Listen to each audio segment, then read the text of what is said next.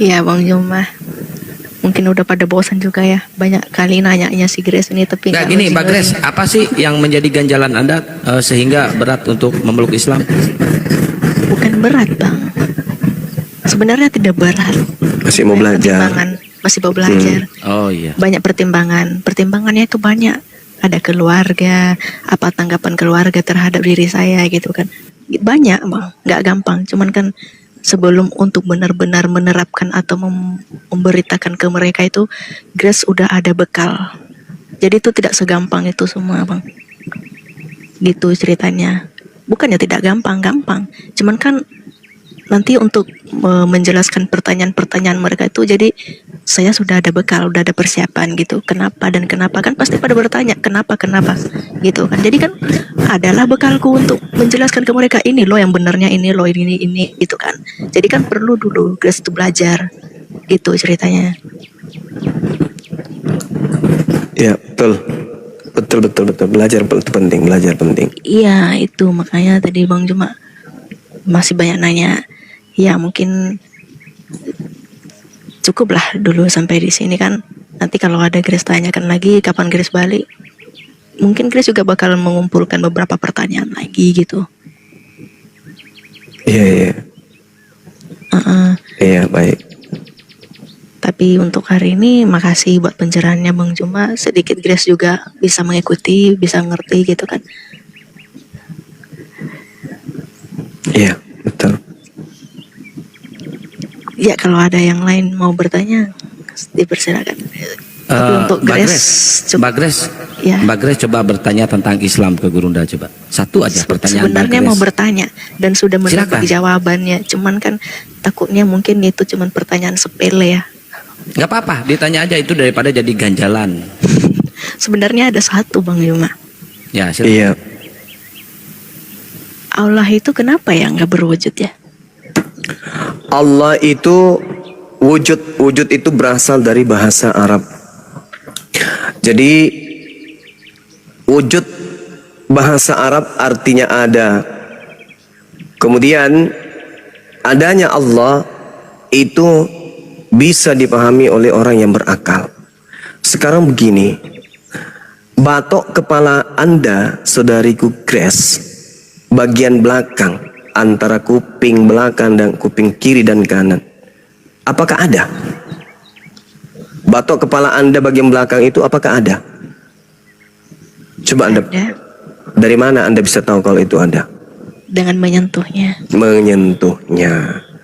Nah, artinya mata ini bukan satu-satunya panca indera yang kita gunakan untuk mengetahui sesuatu itu ada atau tidak ada, betul? Betul.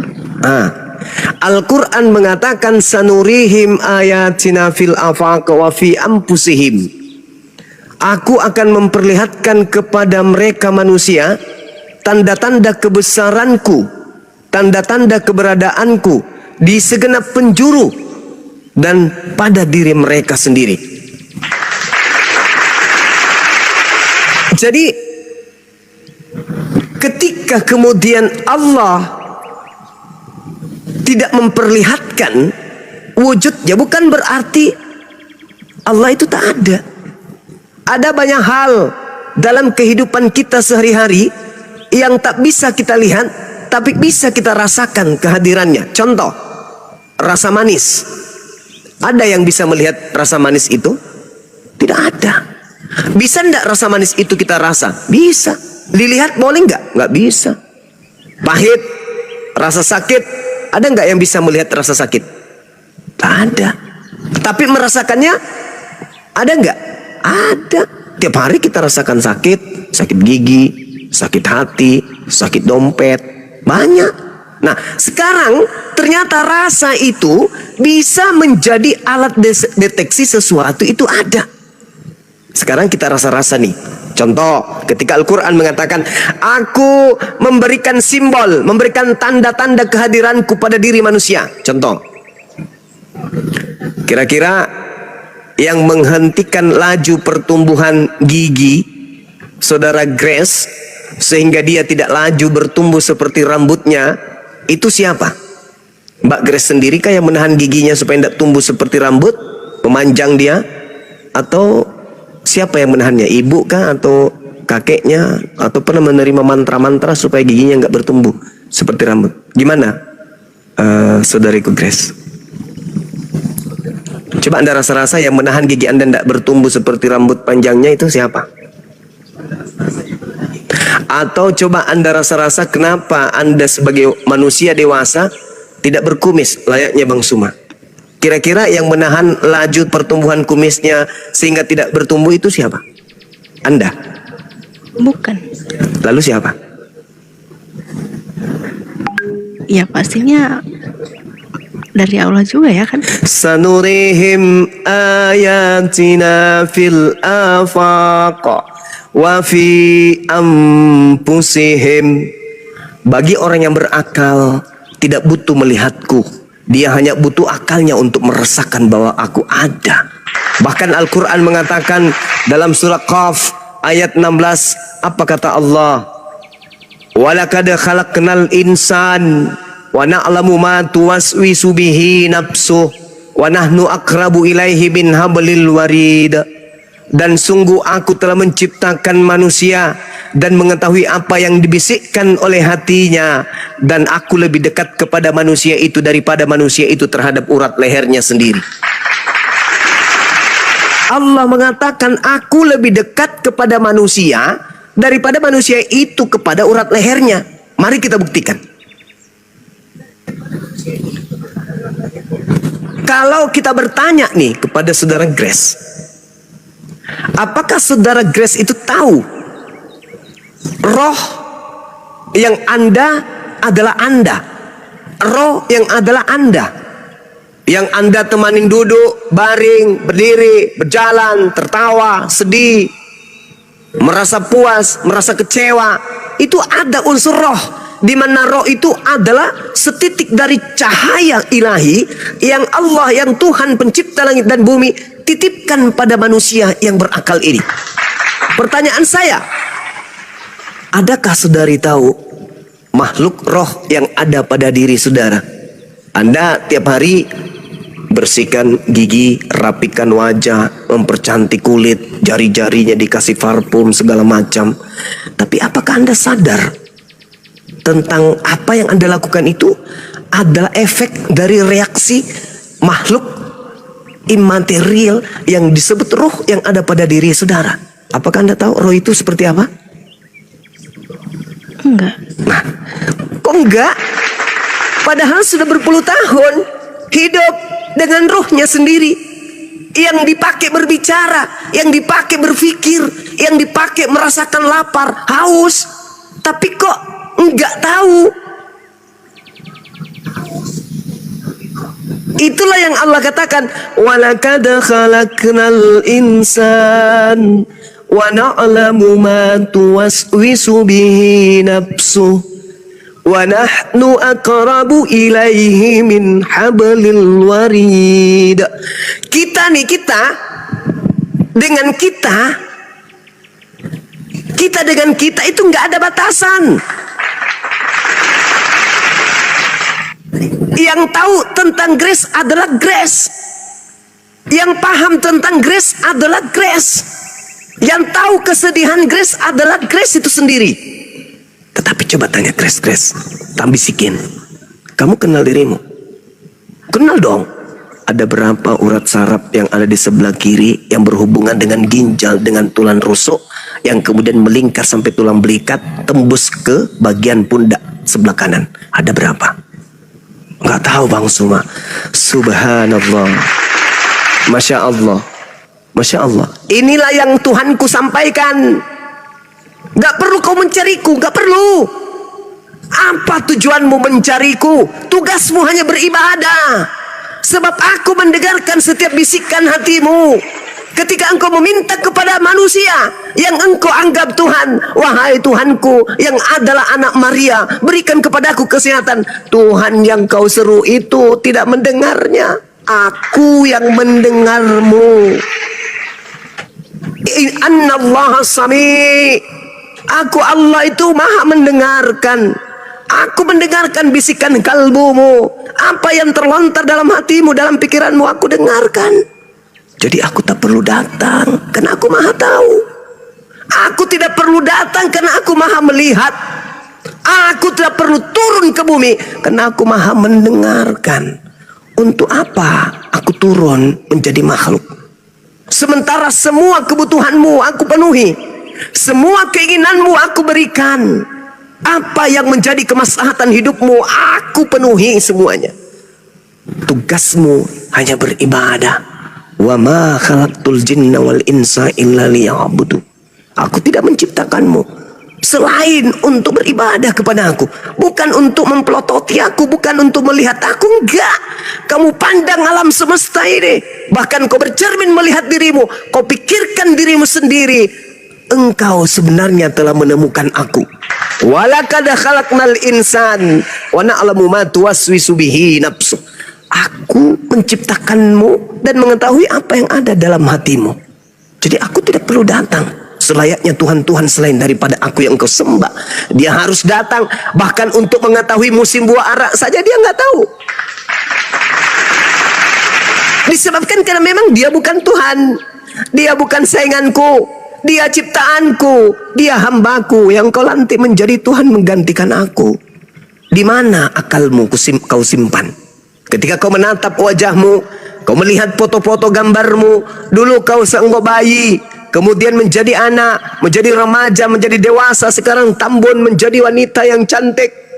Dari mana kau dapatkan hidungmu itu? Siapa yang mengatur pergerakan nadimu? Siapa yang mengatur kemudian ritme suaramu? Siapa yang mengajarkan kamu kemudian itu semua? Aku. Tapi kenapa engkau membelakangiku? Kamu mengatakan aku tak ada karena kau tak mampu menatapku. Bisakah kau menatap akalmu? Bolehkah kau mengatakan kau tidak punya akal disebabkan kamu tak mampu melihat akalmu? Sedangkan dengan akalmu kau mampu menaikkan, menerbangkan besi yang bertonton beratnya. Engkau mampu memperjalankan benda-benda yang tak bernapas, yang tak berruh dengan akalmu. Tetapi kau tak mampu melihat akal itu. Akalmu saja kau tak mampu melihatnya, bagaimana aku yang maha besar? Nah, itu jawaban Al-Quranul Karim. Sehingga Al-Quran mengatakan bahwa umat Islam hanya diberi tugas kemudian untuk memberi peringatan. Innama tunziru manittaba'a dzikra wa khasyar rahmana bil ghaib fabashshirhum bimaghfirati wa ajrin karim. Sesungguhnya engkau hanya memberi peringatan kepada orang-orang yang mau mengikuti peringatan dan takut kepada Tuhan yang Maha Pengasih, walaupun mereka tidak melihat Tuhan tersebut. Jadi di Islam itu, saudari Grace, karena sadar bahwa hatinya senantiasa dilihat oleh Allah, ungkapan-ungkapan, bisikan-bisikan kalbunya senantiasa dilihat oleh Allah dan disadari sepenuh hati oleh umat Islam, maka hati umat Islam itu kecenderungannya jarang yang munafik. Orang yang beriman, saudara Grace, jangankan mereka kemudian bermaksiat, mereka bersetubuh dengan pasangan mereka saja, kalau mereka benar-benar orang yang beriman dan takwa dan takut kepada Allah, mereka tidak bugil, mereka tidak mau dilihat oleh malaikat, mereka tidak mau dilihat langsung. Meskipun Allah Maha melihat, mereka kemudian melakukan kewajiban suami istri masih di bawah selimut. Itu orang yang sangat berhati-hati. Orang yang beriman dengan makrifat yang sempurna, ketika mereka mandi, mereka nggak pernah telanjang. Kenapa mereka malu? Karena mereka tahu Allah sebahan mereka Maha melihat, maka mereka mandi masih menggunakan kain. Sementara orang yang tidak beriman, jangankan dalam keadaan seorang diri, justru mereka berkongkol-kongkol dengan orang-orang lain yang ada di sekelilingnya, yang dibawa kuasanya untuk bermaksiat, melancarkan aksi maksiat berjamaah, korupsi berjamaah, mencuri berjamaah, dikarenakan tak ada malu, karena mereka tak menyadari bahwa Tuhan itu Maha melihat. Orang yang menyadari bahwa bisikan-bisikan hati ini dibaca dan diketahui oleh Allah Tuhannya, mereka tidak akan punya niat busuk, mereka tidak punya rencana-rencana jahat kepada saudara-saudaranya. Dan orang yang cenderung menyadari bahwa makrifat itu adalah sesuatu yang harus dipenuhi dalam konsep ibadah, dalam konsep penghambaan kepada Tuhan, mereka akan senantiasa menjadi hamba yang pemaaf. Kenapa orang itu jadi pemaaf? Karena hatinya selalu dia jaga. Dia tidak ingin ada irama dendam dalam hatinya. Dia tidak ingin ada gelombang kata-kata dalam kalbunya yang kemudian bisa menyakiti dirinya dan orang lain. Itu orang yang baik, itu orang yang suci. Orang yang menyadari bahwa Allah senantiasa melihat hatinya ketika berbicara. Bisikan hatinya senantiasa didengarkan oleh Allah. Maka yang ada dalam hatinya hanya perkataan-perkataan yang baik. Jadi kasih yang sempurna adalah kasih yang bersumber dari hati. Hati yang sempurna adalah hati yang menyadari dengan akalnya bahwa apapun bisikan hatiku dibaca dan didengarkan oleh Tuhanku. Anallaha sami'. Pencipta langit dan bumi, Allah maha mendengarkan.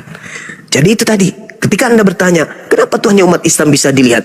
Segala sesuatu yang dilihat itu adalah makhluk. Di alam ini ya, segala sesuatu yang dapat dilihat itu pasti makhluk. Makanya dikatakan di dalam kitabnya orang Yahudi, Keluaran 33 nomor 20, dan juga di dalam Yeremia 10 nomor 6, 2 Samuel 7 22, tidak ada yang serupa dengan Tuhan. Laisa kamitslihi syai'. Tidak ada yang serupa dengan Tuhan.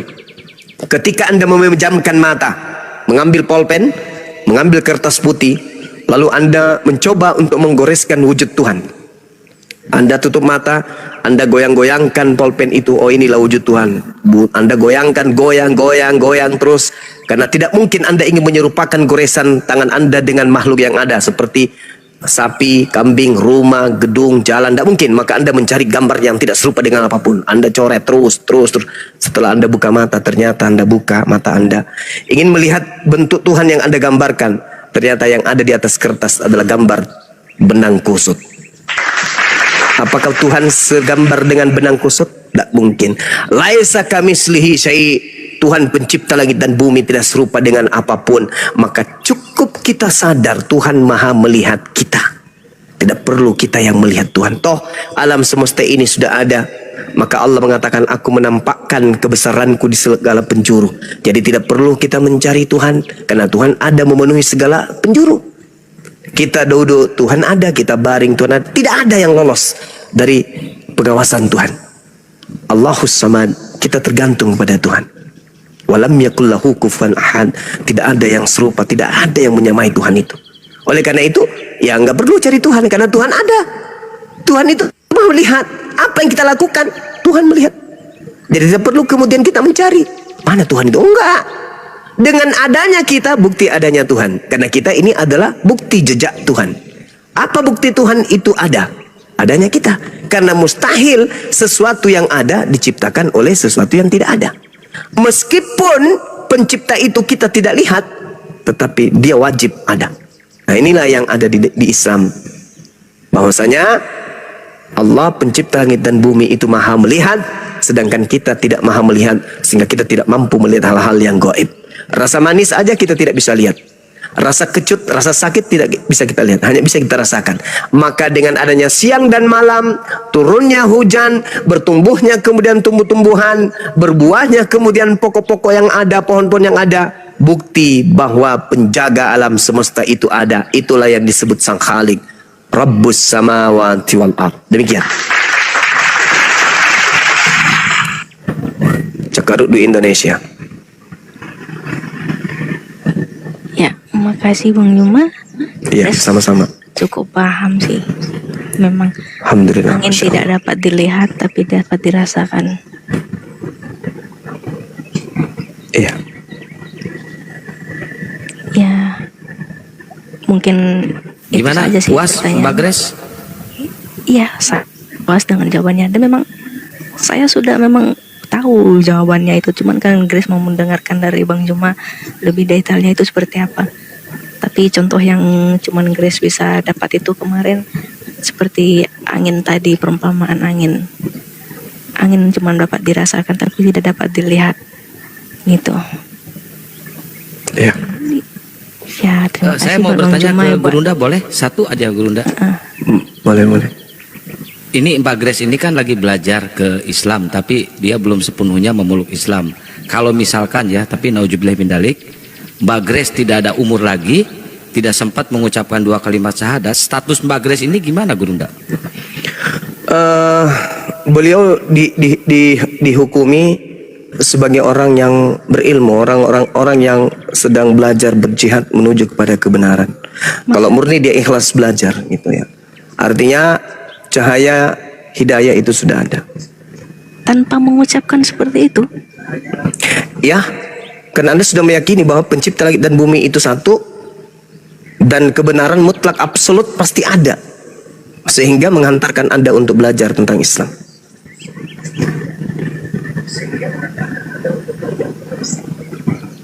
Seperti itu. Banyak ya. Seperti yang tadi guys dengar lagi, itu yang baru malah itu kayak bayi baru lahir tanpa dosa gitu kan. Ini baru dengar lagi kan, kalau belajar lagi posisinya belajar kayak gini dan udah percaya gitu ya kan, tanpa menyebutkan itu udah bisa sebaik itu Tuhannya. Iya, karena sudah ada prasangka positif terhadap pencipta langit dan bumi, menggugurkan item-item kefasikan, kemusyrikan. Ada orang yang paham itu salah, tapi tak mau belajar. Ada. Ibarat hadiah. Iya. Banyak gift-nya dari Tuhannya. Ya itu dia makanya. Dan adalah hak prerogatif setiap hamba Allah, setiap manusia untuk mendapatkan hidayah. Karena di alam ruh memang kita sudah mengakui bahwa Tuhan itu adalah satu-satunya pencipta. Kita sudah mengakui. Apakah engkau bersaksi bahwa aku ini adalah Tuhanmu? Ya, aku bersaksi bahwa engkau adalah Tuhanku. Kami bersaksi engkau adalah pencipta kami. Itu di alam roh. Jadi kenapa kemudian kita lupa tentang janji kita kepada Allah? Karena kita dibungkus oleh biologis. Kalau jasad sudah terlepas dari roh, maka semua rahasia-rahasia alam roh akan kita ketahui. Karena kita sudah kembali kepada alam roh. Qalu bala syahidna. Kita bersaksi bahwa tiada Tuhan selain Allah. Itu di alam roh. Ketika kita masuk ke alam bumi ini, kita dibungkus oleh jasad. Jasad membutuhkan kemudian hal-hal yang bersifat biologis, yang kemudian syarat dengan nafsu. Kira-kira lapar enggak orang yang mati itu? Enggak. Lapar enggak roh? Enggak. Kenapa? Karena tak ada keterikatan antara jasad dan roh.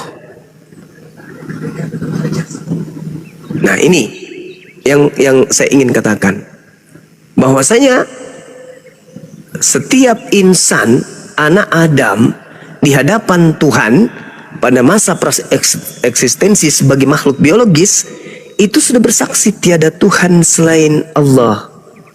Lalu dicipta dia, masuk ke alam bumi ini, diuji. Benarkah ucapannya ketika di alam ruh dia ingat atau tidak? Nah, sama seperti orang ujian. Ketika kita belum masuk ke kelas ujian, segala macam materi jawaban, soal jawaban itu kita tahu. 1 tambah 1 tambah 1 kali 2 tambah 3 tambah 5. Kita tahu apa yang dimaksud dengan ekosistem, apa yang dimaksud dengan fotosintetis, dan seterusnya. Kita tahu itu sebelum masuk ujian. Oh, hafal kita. Hafal. Semua jawaban, rumus-rumus kita hafal. Begitu masuk di meja ujian, apa yang terjadi? Ini kan sudah kupelajari, tapi apa ya jawabannya? Aku lupa gitu loh. Lupa dan seterusnya. Kenapa itu bisa terjadi? Karena kita sedang diuji. Begitu lonceng berbunyi tanda selesai ujian keluar, barulah kita tersadar, jidat. Oh iya ya, aku jadi ingat jawabannya itu ini, jawabannya itu ini. Kenapa? Karena kita sudah bukan lagi di zona ujian. Begitulah alam ruh, begitulah ruh kita ini. Begitu masuk ke tubuh, kita lupa akan dari mana kita berasal. Seperti apa dulu kita di alam ruh. Begitu keluar, berpisah dengan jasad, baru tersadarkan. Inna lillahi wa inna ilaihi rajiun. Makanya dikatakan matinya orang yang beriman itu adalah ibarat bangunnya dia dari tidur. Dia bangun dari tidur. Sorry. Hidupnya orang-orang yang kafir itu seibarat tidur, nanti dia terbangun pada saat dia mati. Jadi ketika dia jasadnya sudah berpisah dengan ruh, baru dia tersadar. Halo, waduh, kenapa waktu di bumi saya nyembahnya ke ini, bukan kepada Allah Tuhanku. Jadi semua kita ketika lepas dari ruh, keyakinannya cuma satu, la ilaha illallah. Karena tak ada lagi jasad yang mempengaruhi kita. Gak ada lagi jasad. Semuanya sudah kembali dalam bentuk roh. Nah, berbeda ketika kita mau masuk ke dalam surga atau neraka, jasad dan roh kembali disatukan, lalu dibangkitkan untuk dihakimi oleh Allah. Saya kira begitu Cakaruk Dunia Indonesia. Mudah-mudahan apa yang kita perbincangkan pada subuh hari ini bisa menjadi edukasi ilmu yang bermanfaat, terkhusus kepada saya sendiri. Demikian para sahabat, Indonesia sudah mengantuk. Mudah-mudahan kita dalam keadaan sehat walafiat semuanya. Amin. Amin. Amin, amin ya Allah. Semoga Mbak Grace bisa membedakan mana manusia, mana Tuhan.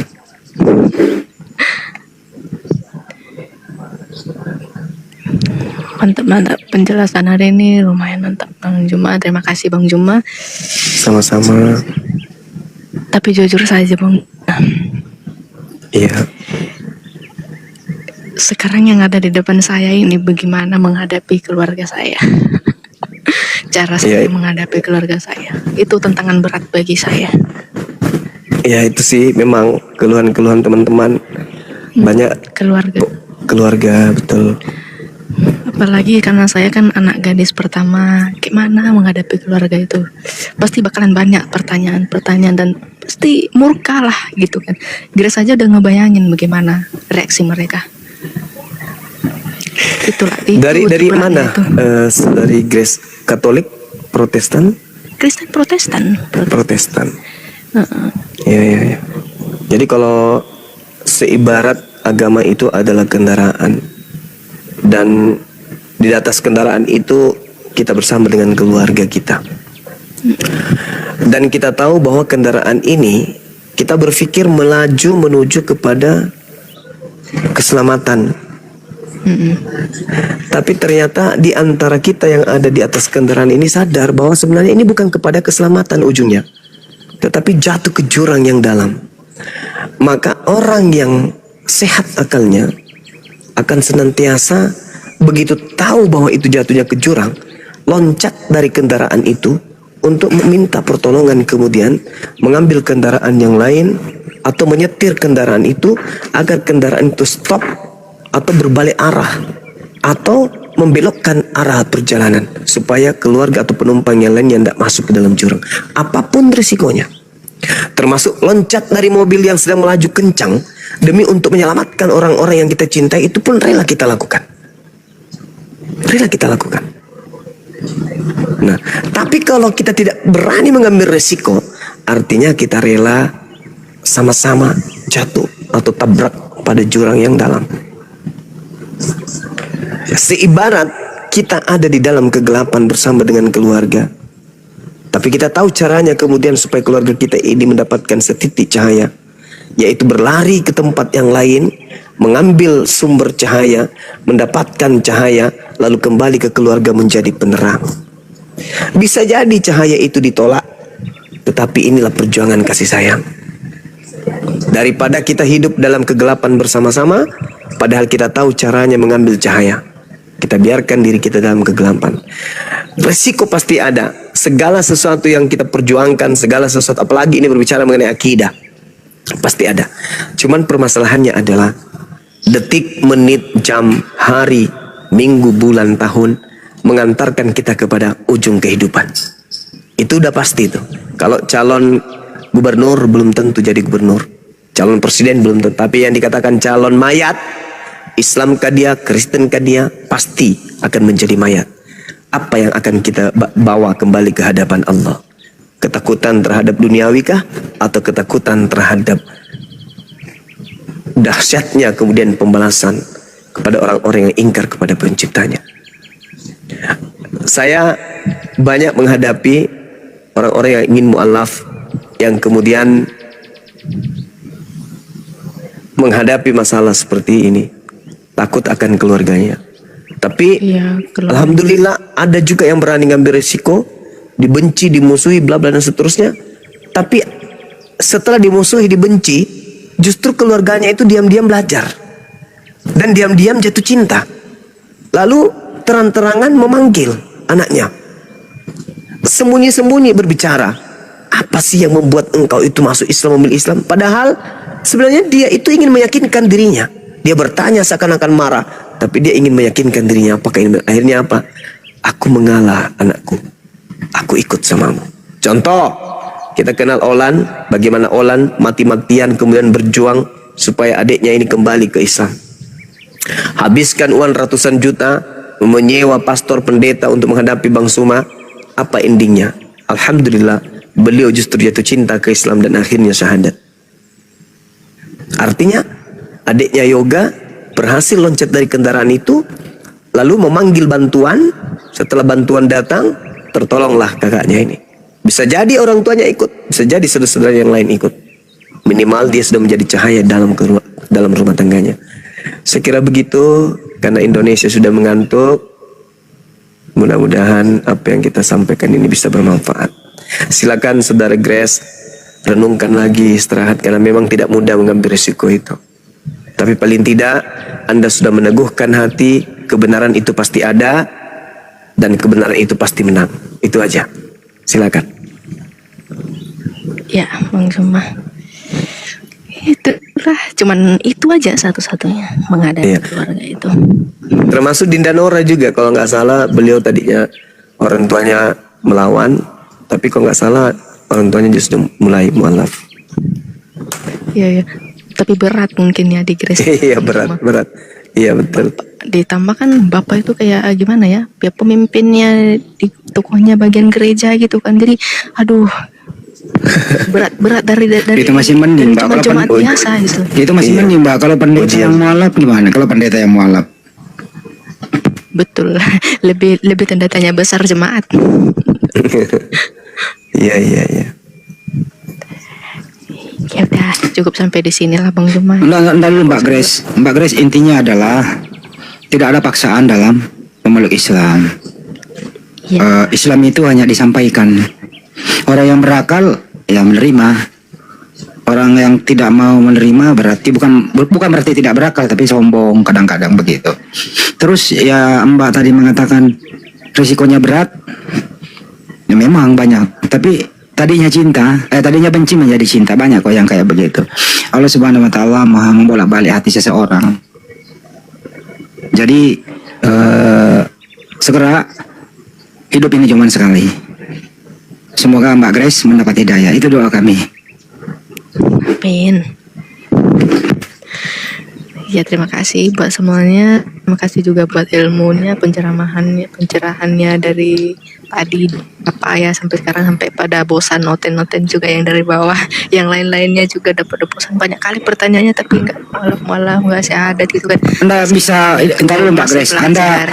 Mbak Grace, Anda mau mendengarkan kisah Adik Peri yang pakai nama saya juga nih, sahabat Andis Lebes nih. Beliau juga mualaf, bagaimana kisahnya waktu dia memeluk Islam. Ketabok sama orang tuanya apa seperti apa. Silakan kalau mau berbagi sama Grace Per. Iya. Iya Kak Grace, salam kenal Kak Grace.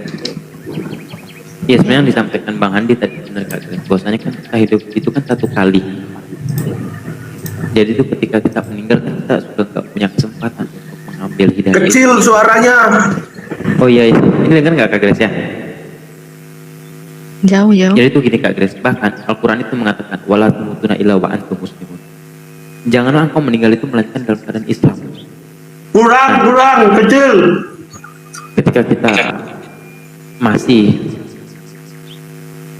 Nah, ketika aku kan dulu dari Katolik Kak Grace, aku dari Katolik, kebetulan aku tuh sekolah frater di NTT, Seminari Hokeng. Cuman ketika aku memeluk Islam, itu aku tuh diusir sama keluarga Kak Grace, diusir, aku lari ke Jakarta dan lebih memilih hidup itu untuk sendiri. Nah, memang ujian itu berat Kak Grace, ujian memang itu berat, tetapi ujian itu bukan berarti Allah itu benci sama kita, tapi Allah itu sayang. Bahkan di dalam Al-Quran surah Al-Baqarah kata Allah, la yukallifullahu nafsan illa usaha laha maktasabat wa laiha maktasabat. Allah itu memberikan ujian itu karena Allah ingin lihat sampai di mana kecintaan kita kepada Allah gitu. Bahkan saya sendiri diusir Kak Grace, diusir, sehingga saya tuh waktu itu pertama kali saya datang ke Jakarta itu saya memilih gelas gitu, saya pilihin gelas-gelas di jalanan, botol-botol di jalanan. Untuk apa? Untuk saya itu keberlangsungan kehidupan saya. Nah, dari situ pada intinya tuh kita jangan putus asa gitu loh untuk menjalani kehidupan ini. Karena apa? Karena kata Allah mengatakan, ala inna nasrullah qarib. Allah itu, pertolongan Allah itu sangatlah dekat, janganlah kita putus asa gitu. Nah, kebetulan tadi kan Bang Handi juga mengatakan bahwasanya selagi kita masih hidup gitu Kak Grace, kita nggak tahu kapan kita meninggal. Bisa jadi ketika kita turun dari Komal sini, di mana kita kan Bang Zuma tadi sudah menyampaikan sekian, hampir 1 jam itu, dan kita nggak tahu. Karena apa? Karena kata Allah dikatakan bahwasanya setiap yang bernyawa itu pasti akan mati. Setiap yang bernyawa itu pasti akan mati Kak Grace, dan kita nggak tahu kapan kematian itu datang kepada kita. Nah, mumpung kita masih hidup itu Kak Grace, mumpung kita masih Allah kasih kita nafas. Jadi pesan saya adalah intinya jangan pernah kita takut Kak Grace ketika kita memutuskan dan kita sudah mendapatkan hidayah itu sendiri. Karena apa? Karena ketika kita meninggal, kata Allah dalam surah Al-Hijr ayat kedua, Rabbama ya wadul lazina kafaru law kanu muslimin. Ketika kita meninggal nanti kita akan menyesal. Makanya kata Allah, orang-orang yang menyesal ketika dia meninggal tapi dia belum memilih daripada Islam itu sendiri. Itu Kak Grace, mungkin itu saja yang dapat aku sampaikan. Jadi kebetulan tadi Bang Zuma juga sudah menyampaikan panjang lebar dan kita nggak tahu kapan kematian itu datang kepada kita. Intinya coba kita pikirkan itu baik-baik. Itu saja mungkin Kak Grace. Oke. Surat itu kurang jelas. Betul saya punya coba. Ya udah sekarang itu. Dengan Mbak Nora lagi deh. Mbak Nora berkisah. Bisa. Mbak Nora bangun. Mbak Nora. Udah nggak Mbak ada. Nora. Atau Kang Dito juga mualaf. Kang Dito silakan. Insya Allah. Siap. Assalamualaikum Gurunda, semuanya saudara-saudara muslim. Waalaikumsalam. Ya, selamat malam Mbak Grace tadi menyimak. Ini sudah mengimani kebenaran Allah Azza wa Jalla. Namun masih ada ketakutan menghadapi nanti kalau masuk Islam ini kenapa gitu ya. Kalau saya saat ini posisi orang tua ya, mama masih Katolik, adik juga masih Katolik. 25 tahun saya sebagai muslim dan dekat dengan paman yang waktu itu mengajari saya tentang Islam. Dan alhamdulillah keilmuan saya berdasar dari perbandingan agama, memperdalam ilmu-ilmu Islam dan tidak meninggalkan kristologi terkait perbandingan agama tadi yang disampaikan oleh Gurunda Bang Zuma. Masya Allah, saya dari awal tadi kajian ma'rifat itu ya, bagaimana Allah itu sedekat daripada urat nadi kita gitu kan. Dalam hati saya itu hanya istighfar, astagfirullahaladzim. Namun poinnya adalah bagaimana ingat iblis itu tidak akan berhentinya menggoda kita manusia. Itu poinnya. Saat ini mungkin karena banyak cahaya kebenaran Islam, Saudari Grace paham. Ini semuanya daging semua, ilmunya ilmu rohani semua. Bukan dari akal-akalan, tetapi ini dari dalil. Bahwa Al-Quranul Karim dari Allah yang maha mengetahui. Segala kisah tadi itu, Masya Allah. Dari mana kita orang Islam, bahkan Nabi Muhammad itu tahu di zaman sebelumnya. Ini kebenaran Al-Quran. Nah, kalau poinnya di dalam Al-Quran itu hanya menjelaskan dari awal sampai akhir adalah tidak ada Tuhan selain Allah. Para nabi sebelum Nabi Muhammad mengajarkan tauhid juga. La ilaha illallah. Tidak ada Tuhan selain Allah.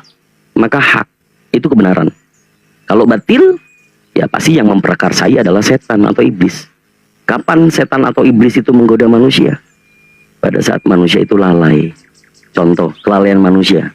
Nguap sudah berapa kali? Nguap yang udah kerasa ngantuk nguap. Itu setan bisa masuk. Jadi kalau sudah kebenaran sudah ada tentang takut selain Allah, itu juga masih syirik. Apalagi kalau takut sama orang tua yang sudah jelas orang tua itu tersesat, ya. Itu nanti di akhirat nanti ada satu kisah Rasulullah Shallallahu Alaihi Wasallam, ya, dalam satu kisah dengan saudara Bani Israel. Hanya karena lisannya dia mengantarkan dia ke neraka. Ini sahih. Contoh, ada kisah yang saya mau bahas. Ada orang yang sangat kaya raya, beriman, Islam, hanya karena lisannya mengatakan takut selain Allah, itu dia diletakkan di neraka. Nah, ceritanya mungkin agak sedikit sambil bergurau ya. Karena ternyata manusia ini, orang ini, ya, fulan ini kaya raya, rajin sedekah, hartanya mungkin 7 turunan gak akan habis, istrinya 1, anaknya banyak. Begitu meninggal, sudah pasti husnul khotimah. Pada saat ditanya oleh malaikat, marrobuka, manabiyuka, mandinuka, lolos semua. Pada saat sudah ditetapkan mau untuk ini calon surga, ditanya lagi sama malaikat, ya fulan, kenapa kau sudah kaya, pahalamu banyak, sedekahmu banyak? Terus ditanya lagi, kenapa istrimu 1? Ya malaikat, saya takut sama istri saya. Sini dulu, minggir dulu. Ini kamu harus dibersihkan dulu. Nah, seperti itu. Jadi, saudara Grace, kalau kita masih takut kepada makhluk, ya, maka keimanan kita kepada La ilaha illallah itu masih dipertimbangkan. Itu saja dari saya, Bang Handi. Allahu Akbar, Masya Allah. Allah.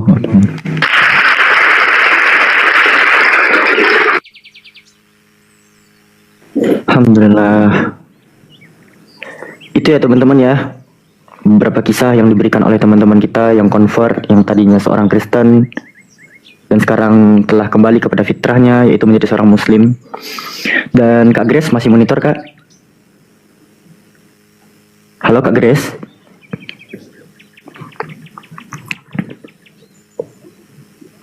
Wah, sampai ketiduran Kang Dito, Kak Grace-nya.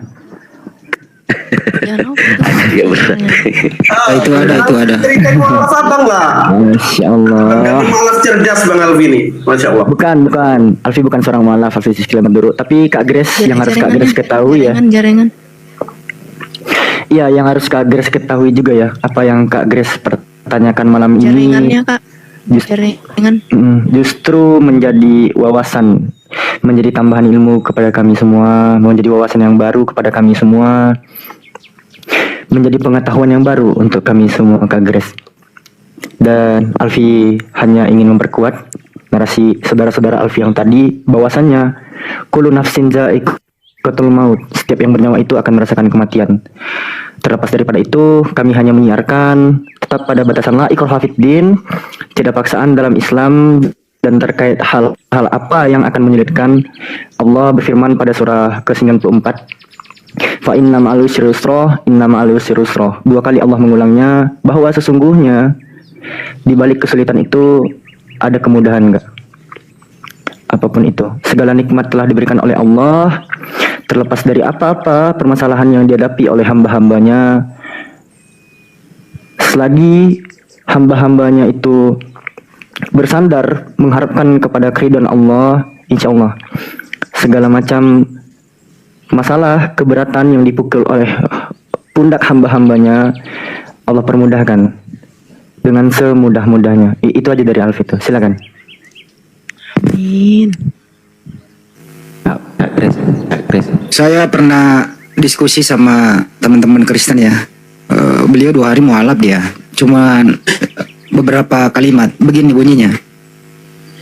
Sang pencipta itu, atau kalau kami di Islam, Allah Subhanahu wa taala itu memerintahkan hambanya untuk mencintai semua para nabi, termasuk nabi yang terakhir, Nabi Muhammad SAW, dengan seluruh syariatnya. Manakala ada orang percaya, mengutuk nabi, menista nabi, terus kemudian yang berhubungan dengan nista-nista itu tidak mengakui pula para nabi, ini ya, dengerin baik-baik, dia akan dimintai pertanggungjawaban.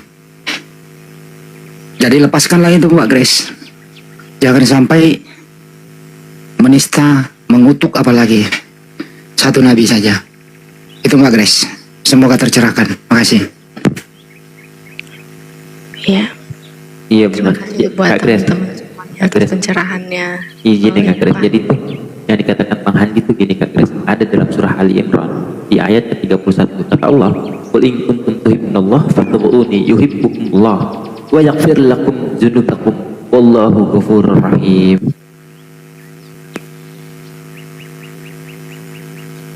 Kalau dalam ilmu itu ya Mbak Grace ya, mudah-mudahan Mbak Grace malam ini membuka akal, jangan sampai percaya bahwa ada manusia yang diutus ke muka bumi, kemudian mati disalib menebus dosa. Ini dimintai pertanggungjawaban nanti. Itu Mbak Grace. Siap Bang Andi. Ya, satu lagi, kalau nguap ya, ngantuk, ditutup ya, mulutnya ditutup supaya setan tidak masuk lagi. Bahaya itu. Ada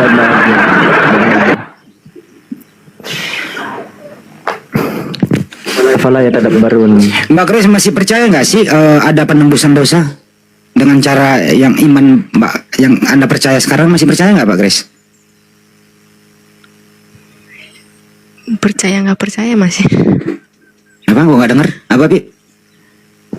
Masih. Saya nggak percaya katanya. Hmm. 100% percaya, 100% tidak Gini gitu. loh, lebih bagusan mana? Langsung meminta ampun kepada Sang Pencipta, atau melalui tumbal, pakai tumbal, atau melalui media? Langsung sama penciptanya lah. Langsung Pi. Mantap. Bang Juma tadi udah menerangkan banyak. Kalau ada seorang tadinya bukan Islam, terus memeluk Islam, mengucapkan 2 kalimat syahadat, itu kembali lahir seperti bayi. Dan semua amal-amal kebaikannya itu terbawa. Begitu tadi kesimpulan dari Bang Juma. Tapi kesimpulannya juga, kami di sini tidak ada memaksa orang memeluk Islam ya. Kami hanya menyampaikan. Itu sih dari saya. Oh, tapi berarti kalau selama amal baik kita ini masih belum syahadat itu emang terbawa. Kalau belum syahadat, amal Zong. yang dari selama Kristen itu emang ke bawah nggak? Allah balas di dunia Kak.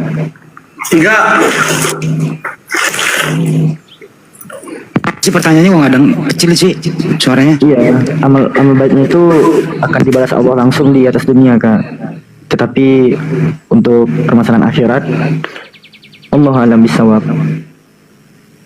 Ya, kita sebut saja zong gitu loh. Ya, kita Zong, sia-sia gitu.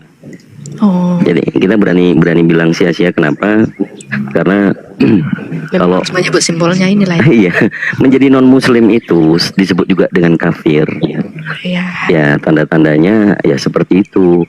Poinnya, kalau sudah mendapatkan hidayah itu bukan dari kami semua, bukan dari Bang Zuma, bukan dari saya atau yang lain, tapi dengan qadarullah, takdir Allah. Yang saat ini tuh kita berbicara tentang takdir, gimana Bang Kak Grace itu masuk ke sini, kemudian mencari ilmu. Tetapi karena energi atau Allah memilih nih, ya ternyata kan akhirnya Grace mengakui juga bahwa ya ini Allah yang benar, bukan yang manusia tadi kan gitu ya. Mm-mm. Itu aja. Baik, sebelum Grace pamit, Bang Juma masih ada nggak? Masih mau tanya satu lagi? Paman, masih ada Paman? Tidur kali. Tanya aja Mbak, tanya aja. Enggak, Grace mau nanya sama Bang Juma. Tanyaan apa? Biar nanti insya Allah kita sampaikan ke Gurunda. Skip aja Bang. Oh, skip. Nanti, Baik. Iya. Baik. Ngomongnya sama Bang Juma aja. Masya Allah. Ya. Siap. Sebelum pamit, Izin, Bang. Mbak Grace masih percaya nggak sih kalau Yesus itu Tuhan? Kalau mau statusnya masih seperti ini, gimana ya bilangnya ya? Ya masih tetap seperti yang Grace kemarin bilangnya itu. Kemarin tadi 50-50 masih gitu. Tapi untuk percaya sepenuhnya enggak. Itu namanya iman. Itu namanya iman udah terguncang Pak. Ya. Ya tadi karena kata Bang Juma itu yang ngeyakinin Grace itu dia cuma pesan Islam pun memuliakan Isa gitu. Jadi dia cuma seorang utusan. Kalau seperti itu Grace percaya. Iya, betul. Kalau saya masuk ini Bang Handi ya, pemahaman keilmuan tentang Yesus itu kapan masuk di Indonesia? Kemudian yang digantikan nama Yesus itu nama siapa? Jadi mau tidak mau memang faktanya adalah nama Isa al-Masih, Isa alaihissalam. Itu poinnya. Dan kekristenan yang dulu mereka juga meyakini Nabi Isa alaihissalam itu yang dituhankan. Dari situ kami Islam, ya Nabi kami kok dituhankan, kan begitu ya. Jadi jangan dibulatkan lagi, jangan dibungkusin lagi bahwa Yesus itu bukan Nabi Isa. Tetapi di keseluruhan Bible tadi udah Gurunda Bang Zuma udah menyampaikan ada Nabi Isa alaihissalam yang lain, Yesus yang lain. Kami orang-orang mu'alaf meyakini bahwa kami yang ternyata juga memuliakan Nabi Isa, tidak meninggalkan Nabi Isa. Tidak komplit iman kita kalau tidak mengakui Nabi Isa alaihissalam adalah utusan Allah. Ya, supaya menggenapkan dari 50 sudah jadi 75, sisa 5% adalah orang tua. Insya Allah doa kami semua untuk saudari Grace ya, tetap teguh dengan yang tadi disampaikan. Allahu Akbar. Kang Dito izin turun ya. Assalamualaikum warahmatullahi wabarakatuh. Waalaikumsalam warahmatullahi wabarakatuh. Waalaikumsalam warahmatullahi wabarakatuh. Mungkin gini yang disampaikan teman-teman, semoga Kak Grace dapat mendapat hikmahnya, apalagi tadi yang disampaikan oleh Gurunda kami, Bang Zuma, begitu dahsyatnya. Jadi gini Kak Grace, umat Islam sama sekali tidak menafikan Yesus. Tetapi umat Islam, Kak Grace, pahami baik-baik, memposisikan Yesus selayaknya dia diposisikan. Jadi ketika Yesus sendiri berkata bahwa dia hanyalah utusan yang diutus oleh Allah kepada domba-domba daripada Israel, Matius 15 ayat 24 Kak Grace, kita menganggap hal itu demikian. Gini Kak Grace, tidak lengkap iman seorang muslim kalau dia tidak mempercayai Yesus itu telah ada dan telah berbuat kebajikan kepada Bani Israel. Tidak lengkap. Bahkan di dalam Islam dia menspesialkan Yesus, yang mana pembuktiannya dia membuatkan satu surat yang mana surat itu adalah surat ibunya Yesus, surat Maryam. Bahkan Kak Grace, nama ibu Nabi Muhammad saja pun tidak pernah diberi kespesialan di dalam Al-Quran, yakni tidak pernah dikasih surat. Itu yang pertama. Yang kedua, silahkan Kak Grace cek, nggak ada di dalam keimanan Kristen, di dalam gospel yang mana ada gospel khusus daripada Maryam. Sedangkan kita ada. Kita percaya Kak Grace, Yesus dapat menyembuhkan orang kusta dengan mujizat Tuhan. Yesus dapat menghidupkan orang mati seperti yang dia lakukan kepada Lazarus dengan kuasa Tuhan. Yesus dapat mengusir setan dengan kuasa Tuhan. Seluruh umat Islam di sini sepakat sekata bahwa itu benar-benar dilakukan oleh Yesus atau Nabi Isa alaihissalam. Dan itu Kak Grace dikonfirmasi oleh Petrus ketika dia khotbah di hari Pentakosta. Ada di dalam Kisah Rasul pasal 2 ayat 22 bahwa segala hal yang dilakukan Yesus, Allah menunjukkan kepada kita itu loh mukjizat Yesus yang dilakukan oleh Allah melalui perantara dia. Jadi posisi Islam sama Kristen yang benar-benar Kristen ini harusnya berdiri sama. Karena Allah Kak Grace dalam surat Al-Imran bilang, "Qul ya ahlal kitabi ta'alau ila kalimatin sawa'im bainana wa bainakum alla na'budu illallah." Katakan kepada Kak Grace yang kami anggap bahwa dia adalah ahli kitab, bahwa aku dan Kak Grace tidak ada perselisihan antara kita berdua, bahwa kita tidak menyembah melainkan menyembah Allah saja.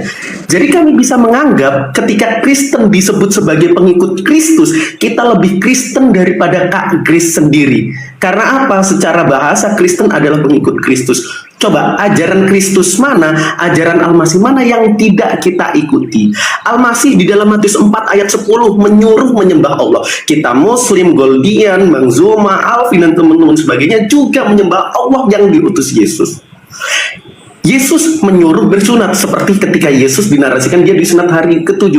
Setiap Muslim, Kak Grace, ketika sudah waktunya dia disunat semua. Sedangkan Kristen rata-rata tidak pernah disunat. Jadi siapa yang lebih Kristen daripada Kristen itu sendiri? Lalu selanjutnya, Yesus bilang di dalam Matius 7 bahwa selama langit dan bumi ini lenyap, satu titik iota di hukum Taurat tidak akan hilang selama langit di bumi ini lenyap. Kata hukum Taurat, jangan makan babi, kamu akan dimusnahkan. Kita Muslim tidak makan babi, sedangkan Kristen mayoritas itu makan babi. Jadi yang jadi pertanyaan, siapa sih yang lebih Kristen daripada Kristen itu sendiri? Jika Kristen diartikan sebagai pengikut Kristus. Kira-kira gitu kan, guys?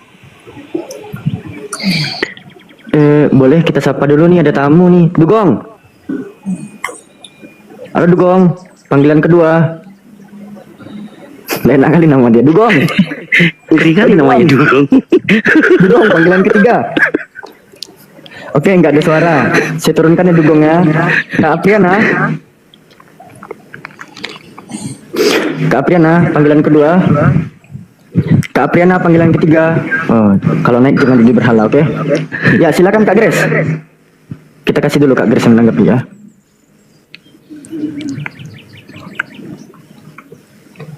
Insya Allah cerdas, jadi moderator yang bijaksana. Dukung itu di bahasa Sundanya bagong.